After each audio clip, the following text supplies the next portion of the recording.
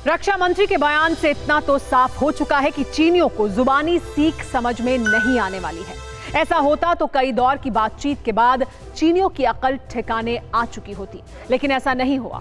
ना ही बातचीत से मसले का हल निकलता नजर आ रहा है। सवाल यह है कि आगे क्या होगा? क्या चीन के साथ जंग ही आखिरी रास्ता है? क्या चीन युद्ध के बगैर पीछे नहीं हटेगा? चीन को सबक सिखाने के लिए हमारी तैयारी कितनी है? इन सवालों का जवाब एलएसी के फ्रंटलाइन मोर्चे से ही मिल सकता है। इसीलिए टीवी9 भारतवर्ष पहली बार फॉरवर्ड लोकेशन पर पहुंचा। देश में टीवी के इतिहास में पहली बार एलएसी के फॉरवर्ड मोर्चे पर देश के जांबाजों के शौर्य और पराक्रम को बयां करती ये सुपर एक्सक्लूसिव रिपोर्ट देखिए।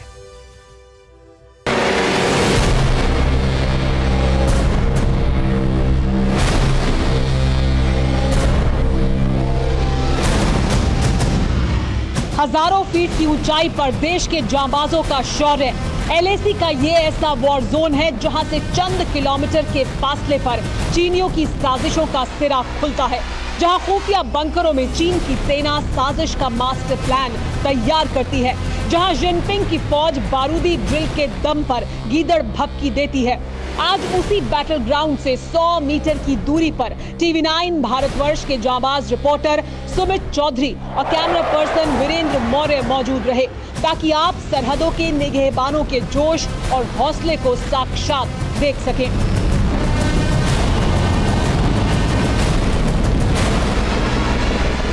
मैं हूं सुमित चौधरी और मैं आपके लिए आज एक एक्सक्लूसिव तस्वीर, एक एक्सक्लूसिव जानकारी लेकर हूं। फॉरवर्ड मोस्ट लोकेशन पे हूं। चिनूक हेलीकॉप्टर के बारे में आपने बहुत सुना होगा, लेकिन लगातार इसके बारे में जहां से बातें की जा रही थी वो लोकेशन मैं आपको सीधे वहां से पहुंचा रहा हूं, यानी forward most location of Leh Ladakh. और अगर आप देख रहे हो कि अभी इस इंडियन एयरफोर्स के ट्रांसपोर्ट एयरक्राफ्ट के अंदर हेलीकॉप्टर के अंदर जो सामान रखा जा रहा है, यहाँ से इसको फॉरवर्ड मोस्ट लोकेशन पे ले जाएगा। अभी C-17 और दूसरे ट्रांसपोर्ट एयरक्राफ्ट से सामान लाया गया फॉरवर्ड मोस्ट लोकेशन पे, और अब यहाँ से थोड़ी देर के बाद इन्हीं इलाकों से ये सामान आगे के इलाकों में पहुंचाया जाएगा।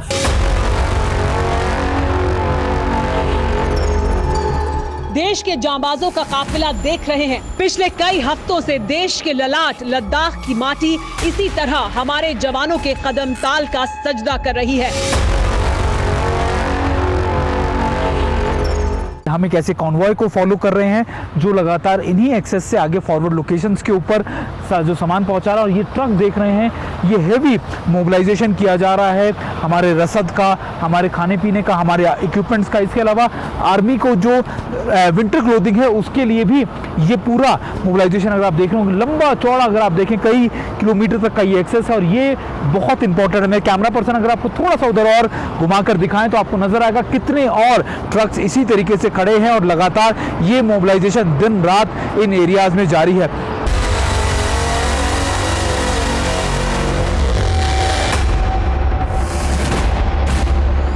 ड्रैगन की नस्लें अपनी फर्जी ताकत के मुकालते में हैं।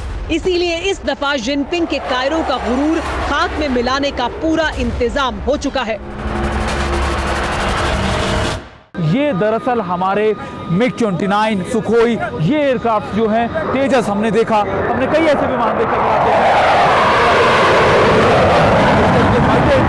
यहाँ से लगातार उड़ान भरते हुए। और ये हमारे इसलिए क्योंकि जब हम बात करते हैं खासतौर पे चीन की, जो उसने चाहे वो होटन हो, तिब्बत के कई एयर स्ट्रिप्स, उसके होटन, शिंगजांग, दूसरे एयर स्ट्रिप्स के ऊपर लगातार वो अपनी मजबूती कर रहा है, लेकिन उसको काउंटर करने के लिए हमारी ये फॉरवर्ड मोस्ट लोकेशन के एयर स्ट्रिप्स बहुत ज़्यादा इंपॉर्टेंट है, क्योंकि ये उस हाइट पर है, ये उस जगह पे है जहाँ पर ना सिर्फ ये ज़्यादा पेलोड ले सकती हैं, बल्कि ये टेक्टिकली भी या स्ट्रैटेजिकली भी बहुत ज़्यादा इंपॉर्टेंट है, क्योंकि ये पूरे एरिया को काउंटर करती है, मॉनिटर करती है। और अगर आने वाले वक्त में कोई भी सरप्राइज देना पड़े तो हमारे दुश्मन को या हमारे पड़ोसी मुल्क को ये सरप्राइज, ये एयर डोमिनेंस की पावर है हमारी।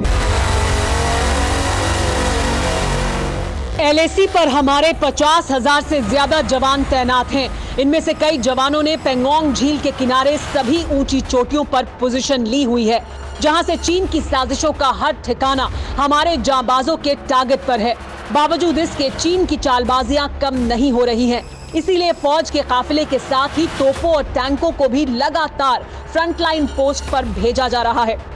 अड़ी सोमवार से शुक्रवार शाम 6 बजे सिर्फ टीवी9 भारतवर्ष पर।